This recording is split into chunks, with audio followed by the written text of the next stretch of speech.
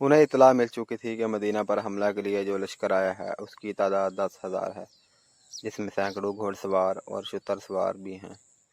اس وقت تک عرب کی سرزمین میں کسی لڑائی میں اتنا بڑا لشکر نہیں دیکھا۔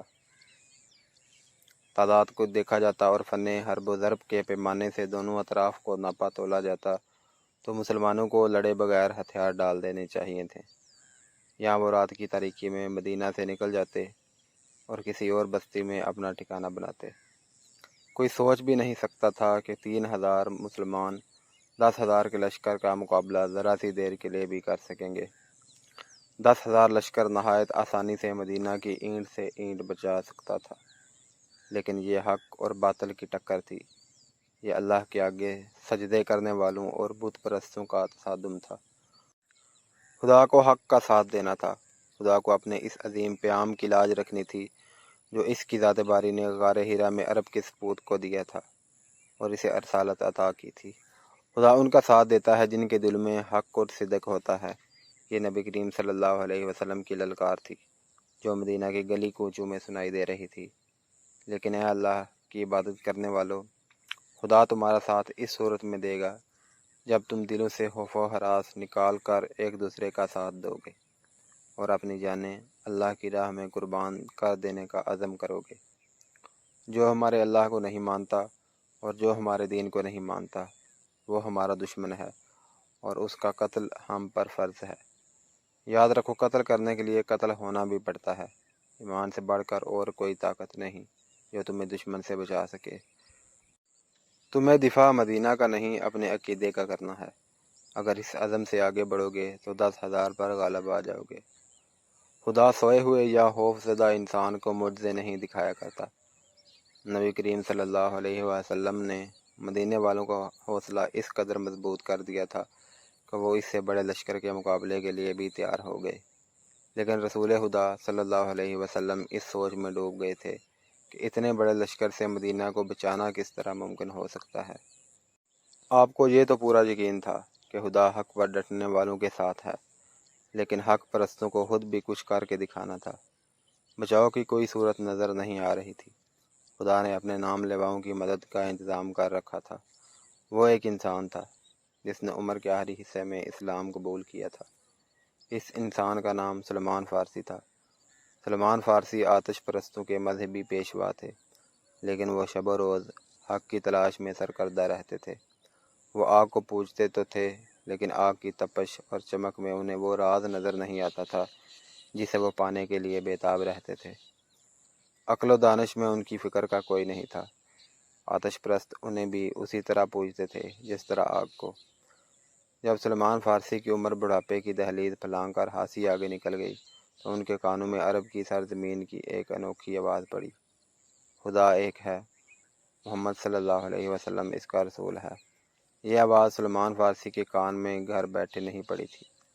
ان کی عمر علم کی تلاش میں سفر کرتے گزر رہی تھی۔ وہ تاجروں کے قافلے کے ساتھ شام میں آئے تھے، جہاں قریش کے تاجروں کے قافلے اور کچھ مسلمان تاجر بھی جایا کرتے تھے۔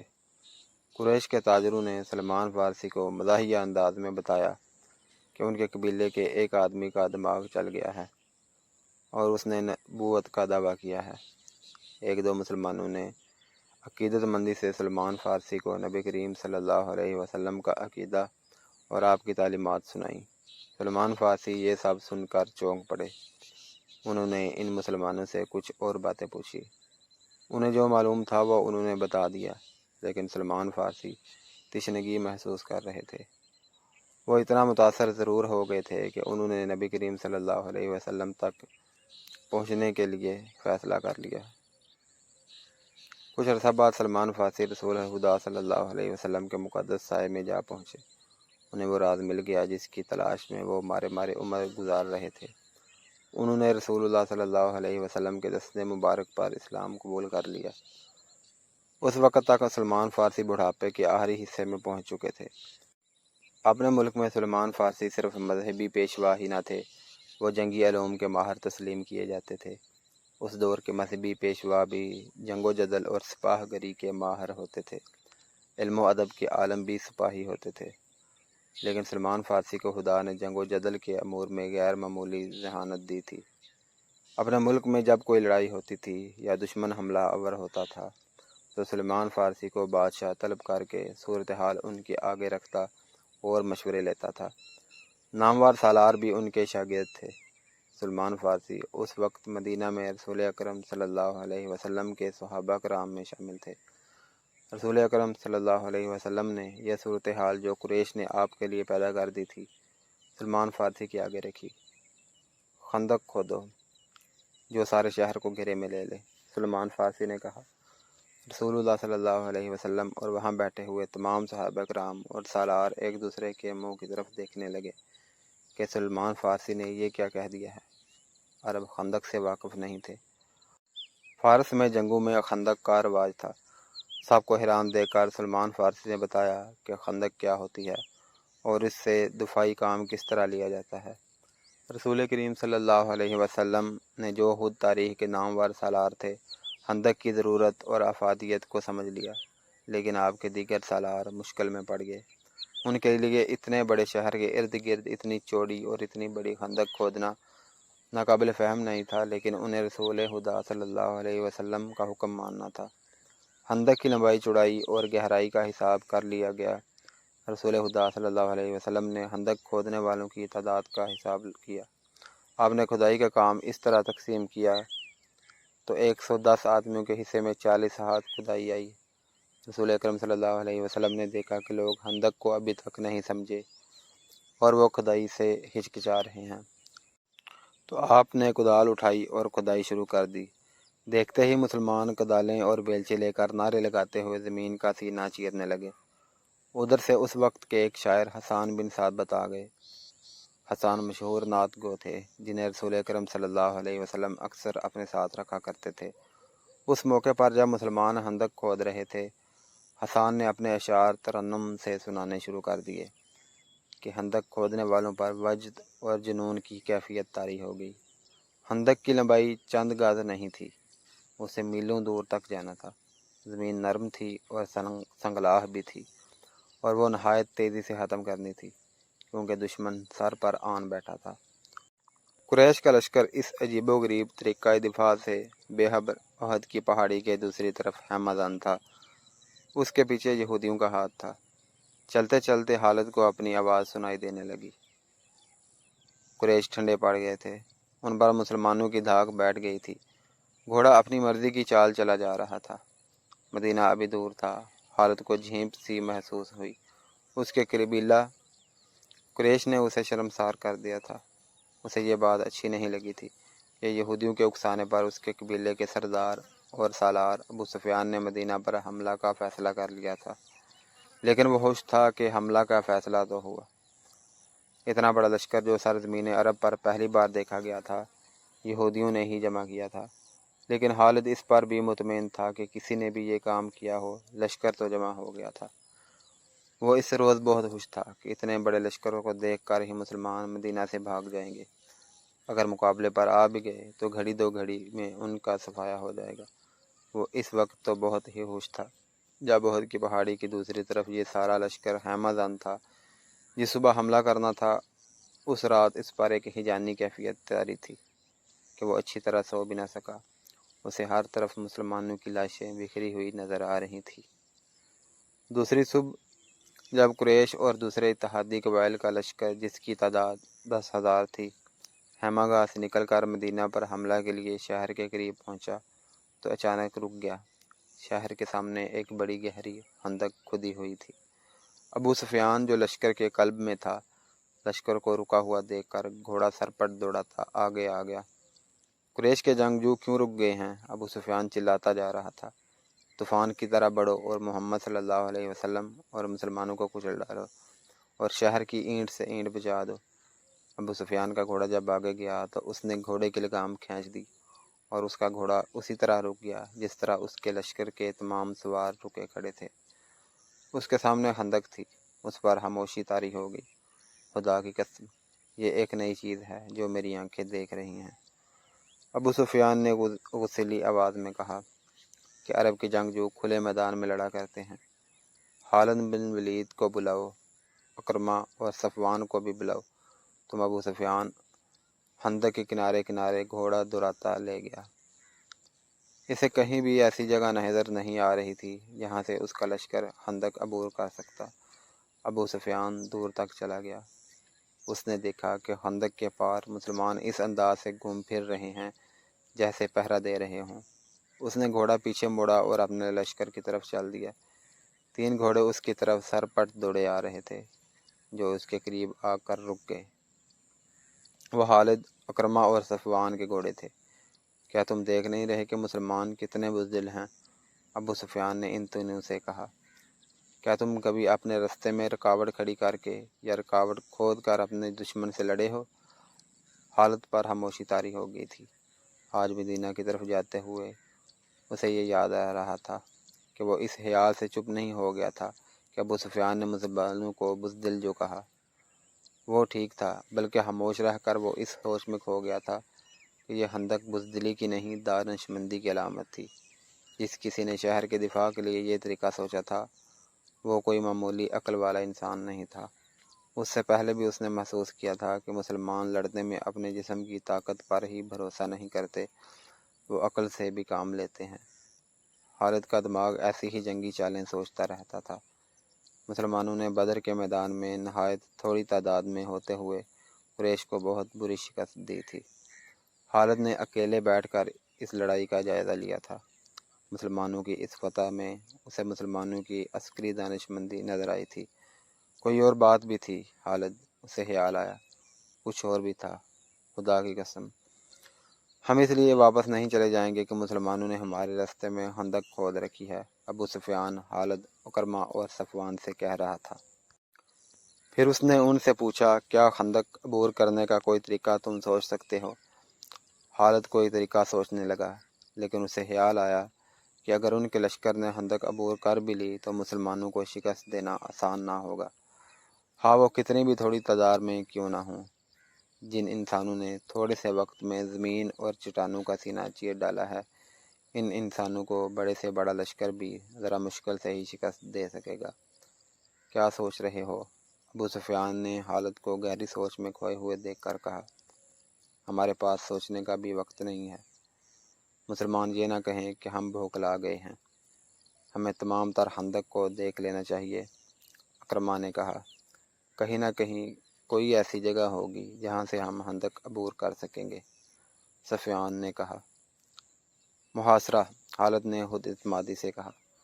मुसलमान खंदक खोद कर अंदर बैठ गए हैं, हम मुहासरा करके बाहर बैठे रहेंगे। वो भूख से तंग आकर एक ना एक दिन खुद ही खंदक के इस तरफ आ जाएंगे जिधर हम हैं। हाँ, अबू सुफियान ने कहा, मुझे यही एक तरीका नज़र आता है जो मुसलमानों को बाहर आकर लड़ने पर मजबूर कर देगा। अबू सुफियान अपने इन तीनों नायब सालारों के साथ खंदक के साथ साथ तमाम तर खंदक को देखने के लिए जबल बनी उबैद की तरफ चल पड़ा। सिला की पहाड़ी मदीना और जबल बनी उबैद के दरमियान वाक़या थी। मुसलमान इसके सामने मोर्चा बंद थे। अबू सुफियान ने मुसलमानों की तादाद देखी तो उसके होंठों पर तंजिया मुस्कुराहट आ गई।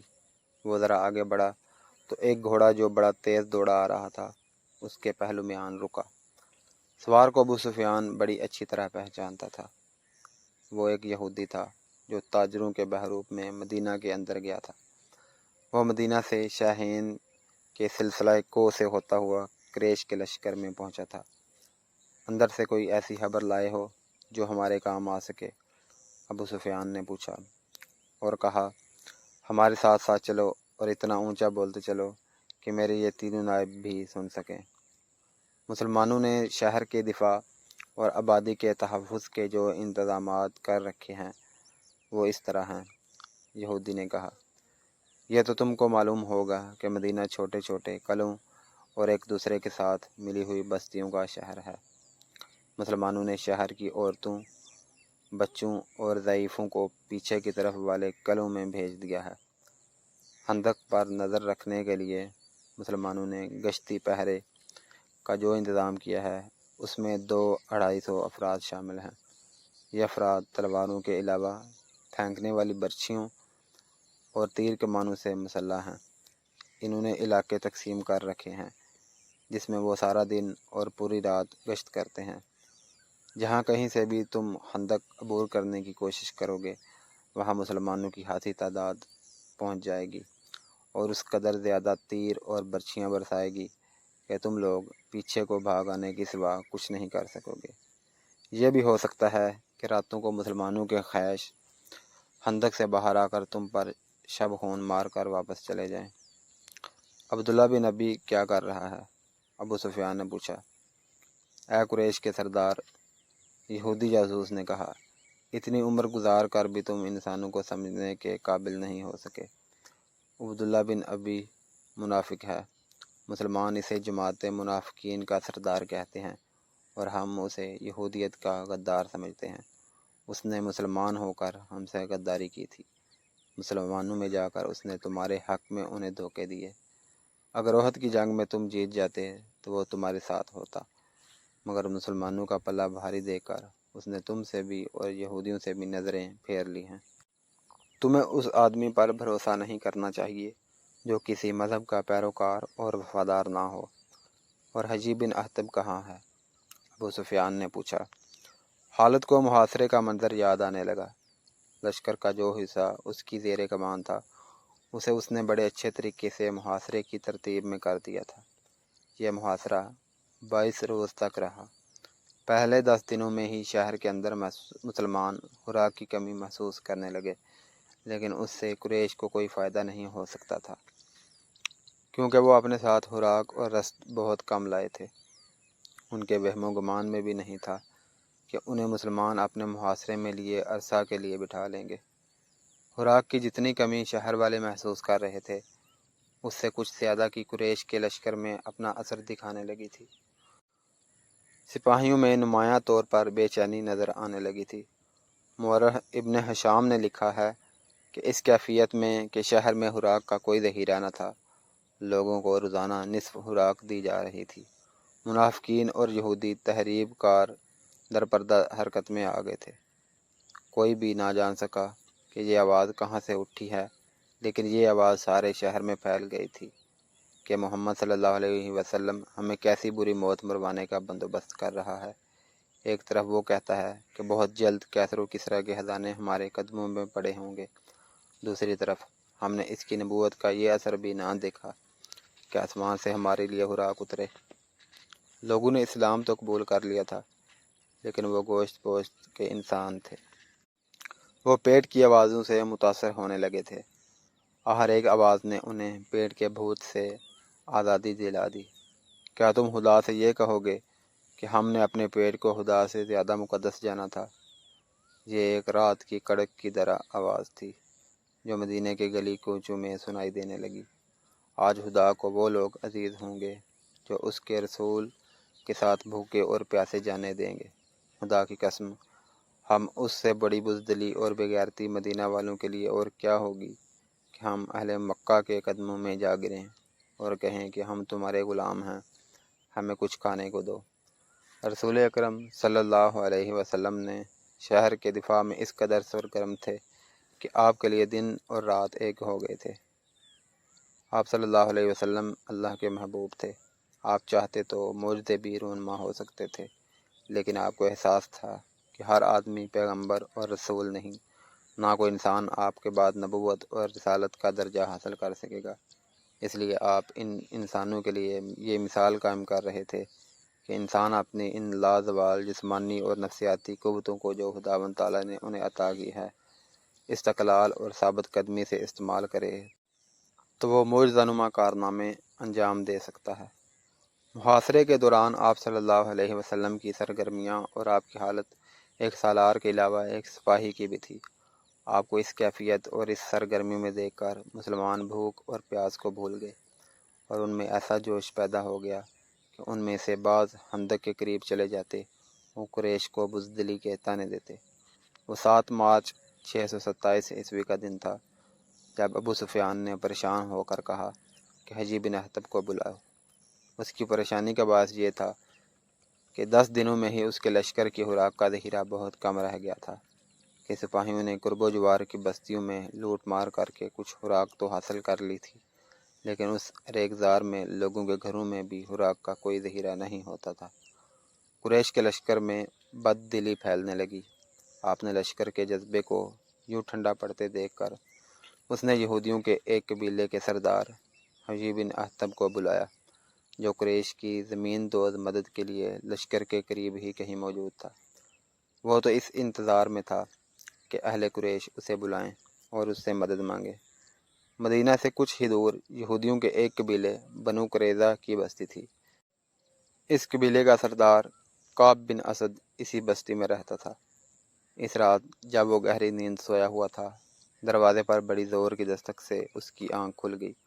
उसने अपने गुलाम को आवाज़ देकर कहा, देखो बाहर कौन है। हजी बिन हतब आया है, गुलाम ने कहा। रात के इस वक्त वो अपने ही किसी मतलब से आया होगा। काब बिन असद ने गुस्सैली आवाज़ में कहा, उसे कहो कि मैं इस वक्त तुम्हारा कोई मतलब पूरा नहीं कर सकता, दिन के वक्त आना। बनु कुरैज़ा यहूदियों का वो कबीला था जिसने मुसलमानों के साथ दोस्ती का और एक दूसरे के खिलाफ जंग ना करने का मुआहदा कर रखा था।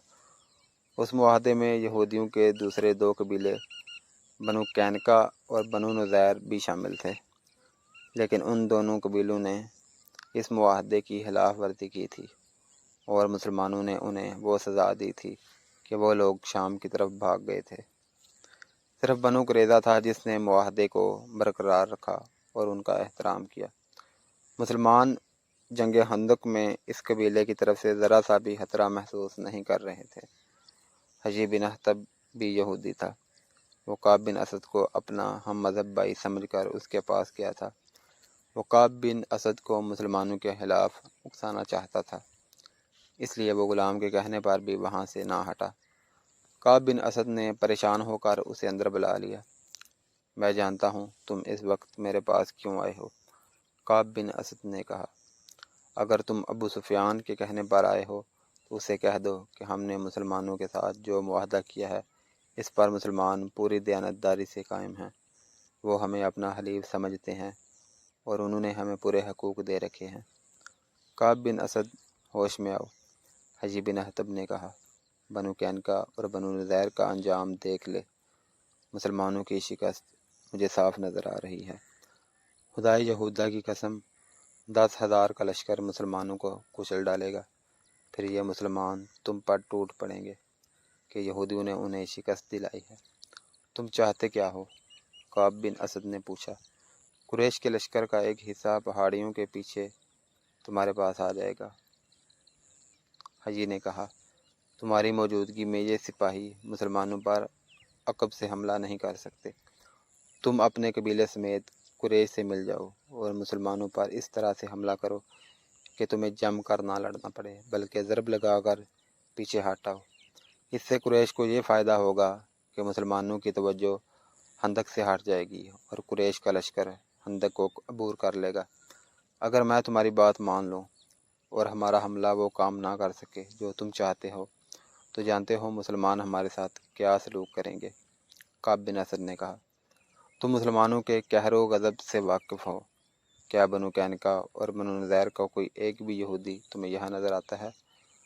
अबू सुफियान ने सब कुछ सोच समझ कर तुम्हें मुआहदे की दावत दी है, हजी बिन अख्तब ने कहा।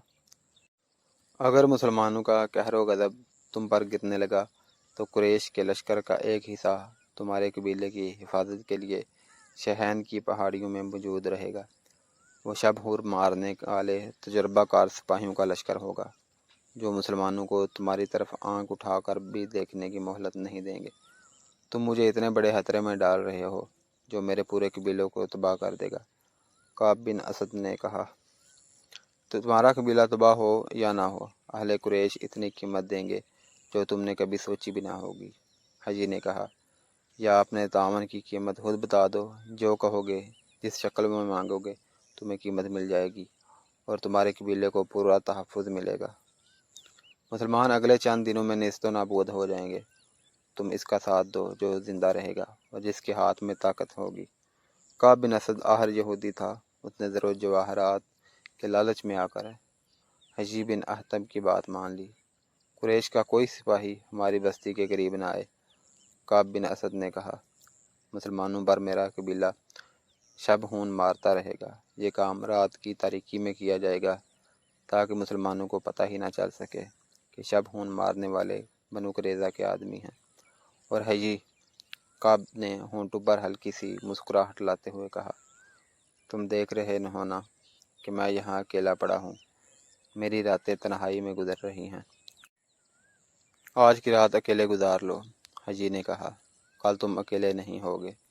مجھے 10 دنوں کی مہلت ملنی چاہیے، کعب بن اسد نے کہا، مجھے اپنے قبیلے کو تیار کرنا ہے۔ قریش اور بنو قریظہ کے درمیان معاہدہ ہو گیا۔ سعد بن عتیق معمولی قسم کا ایک جوان تھا جس کی مدینہ میں کوئی حیثیت نہیں تھی۔ وہ خنجر اور تلواریں تیز کرنے کا کام کرتا تھا۔ اس میں یہ خوبی تھی کہ خدا نے اسے آواز پرسوز اور سریلی دی تھی اور وہ شہسوار تھا۔ راتوں کو کسی محفل میں اس کی آواز سنائی دیتی تو لوگ باہر آ کر اس کا گانا سنا کرتے تھے۔ کبھی رات کو وہ شہر سے باہر چلا جاتا اور اپنی ترنگ میں گایا کرتا تھا۔ اس نے اسلام قبول کر لیا تھا۔ ایک رات وہ پرسوز لے میں شہر سے دور کہیں گا رہا تھا کہ بڑی خوبصورت اور نوجوان لڑکی اس کے سامنے یوں آن کھڑی ہوئی جیسے کوئی جن یا چڑیل انسان کے حسین روپ میں آ گئی ہو۔ سعد گھبرا کر خاموش ہو گیا۔ اس آواز سے مجھے محروم نہ کرو جو مجھے گھر سے نکال لائی ہے، لڑکی نے کہا۔ مجھے دیکھ کے تو خاموش ہو گیا ہے تو میں دور چلی جاتی ہوں۔ اپنے نغمے کا ہون نہ کر، تیری آواز میں ایسا سوز ہے جیسے تو کسی کے فراق میں نغمہ سرا ہے۔ کون ہے تو؟ سعد نے کہا۔ اگر تو جنات میں سے ہے تو بتا دے۔ لڑکی کی جل ترنگ جیسی ہنسی سنائی دی۔ صحرا کی شفاف چاندنی میں اس کی آنکھیں ہیروں کی طرح چمک رہی تھیں۔ میں بنو قریظہ کے ایک یہودی کی بیٹی ہوں اور میں مسلمان ہوں، سعد نے کہا۔ مذہب کو درمیان میں نہ لا، یہودن نے کہا، نغموں کا کوئی مذہب نہیں ہوتا۔ میں تیرے لیے نہیں، تیرے نغمے اور تیری آواز کے لیے آئی ہوں۔ سعد دوبارہ اپنی دھن میں گنگنانے لگا۔ ایک روز یہودن نے اسے کہا کہ سعد قبول کرے تو وہ اس کے پاس آ جائے گی اور اسلام قبول کر لے گی۔ 2-3 روز ہی گزرے تھے کہ مدینہ کا محاصرہ آ گیا۔ سعد بن عتیق کا کام بڑھ گیا۔ اس کے پاس تلواریں، خنجر اور بچیوں کی انیاں تیز کروانے والوں کا ہجوم رہنے لگا اور راتوں کو بھی کام کرتا تھا۔ ایک روز یہ یہودن اپنے باپ کی تلوار اٹھائے اس کے پاس آئی۔ تلوار تیز کرانے کے بہانے آئی ہوں، یہودن نے کہا۔ آج کی رات یہاں سے نکلو ورنہ ہم کبھی نہ مل سکیں گے۔ کیا ہو گیا ہے؟ سعد نے پوچھا۔ پرسوں شام میرے باپ نے مجھے کہا کہ قبیلے کے سردار کعب بن اسد کو میری ضرورت ہے، یہودن نے بتایا۔ باپ نے حجی بن احتب کا نام بھی لیا۔ میں کعب کے گھر چلی گئی۔ وہاں ان کے علاوہ 2 اور آدمی بیٹھے ہوئے تھے۔ وہ اس طرح کی باتیں کر رہے تھے کہ مسلمانوں کے آخری دن آ گئے ہیں۔ کعب بن اسد، حجی بن احتب اور قریش کے درمیان اس لڑکی کی موجودگی میں معاہدہ ہوا اور مسلمانوں پر عقب سے حملے کا منصوبہ طے ہوا۔ اس دن لڑکی کو رات کعب کے پاس گزارنی پڑی۔ صبح وہ اپنے گھر آئی۔ اسے مسلمانوں کے ساتھ کوئی دلچسپی نہ تھی۔ اس کی دلچسپیاں سعد کے ساتھ تھیں۔ اس کے کانوں میں یہ بات بھی پڑی تھی کہ کعب اس سے بیوی یا داشتہ کی حیثیت سے اپنے پاس رکھ لے گا۔ سعد بن عتیق اس یہودن کی محبت کو تو بھول ہی گیا۔ اس نے یہودن کو گھر بھیج دیا اور ایک مسلمان بزرگ کو بتایا کہ کعب بن اسد نے حجی کے کہنے پر قریش کے ساتھ معاہدہ کر لیا ہے۔ اس بزرگ نے ہی اطلاع اوپر پہنچا دی۔ رسول خدا صلی اللہ علیہ وسلم کو بتایا گیا کہ بنو قریظہ نے بنو قینقاع اور بنو نذیر کی طرح اپنا معاہدہ توڑ دیا ہے۔ آپ صلی اللہ علیہ وسلم نے کعب بن اسد کے خلاف کوئی کارروائی کرنے سے پہلے یہ یقین کر لینا ضروری کیا کہ بنو قریظہ نے واقعی قریش کے ساتھ معاہدہ کیا ہے۔ اللہ اپنے نام لیوا بندوں کی مدد کرتا ہے۔ اس کے فوراً بعد ایک ایسا واقعہ ہو گیا جس سے تصدیق ہو گئی کہ بنو قریظہ اور قریش کے درمیان بڑا خطرناک معاہدہ ہوا ہے۔ واقعہ یوں ہوا، عورتوں اور بچوں کو شہر کے ان مکانوں اور چھوٹے قلعوں میں منتقل کر دیا گیا تھا جو خندق سے دور تھے۔ ایک ایسے ہی قلعے میں رسول اکرم صلی اللہ علیہ وسلم کی پھوپھی صفیہ چند عورتوں اور بہت سے بچوں کے ساتھ مقیم تھیں۔ ایک روز صفیہ قلعے کی فضیل پر گھوم پھر رہی تھیں کہ انہوں نے نیچے دیکھا ایک آدمی دیوار کے ساتھ ساتھ مشکوک سی چال چلتا جا رہا تھا۔ وہ کہیں رکتا، دیوار کو دیکھتا اور آگے چل پڑتا۔ صفیہ اسے چھپ کر دیکھنے لگیں۔ صاف پتہ چلتا تھا کہ یہ آدمی قلعہ کے اندر آنے کا کوئی راستہ یا ذریعہ دیکھ رہا ہے۔ صفیہ کو اس وجہ سے بھی اس آدمی پر شک ہوا کہ شہر کے تمام آدمی خندق کے قریب مورچہ بند تھے یا جنگ کے کسی اور کام میں مصروف تھے۔ اگر یہ کوئی اپنا آدمی ہوتا اور کسی کام سے آیا ہوتا تو دروازے پر دستک دیتا۔ قلعے میں عورتوں اور بچوں کے ساتھ صرف ایک مرد تھا، اور وہ تھے عرب کے مشہور شاعر حسان بن ثابت۔ صفیہ نے حسان سے کہا کہ نیچے ایک آدمی مشکوک انداز سے دیوار کے ساتھ ساتھ جا رہا ہے، مجھے شک ہے کہ وہ یہودی ہے۔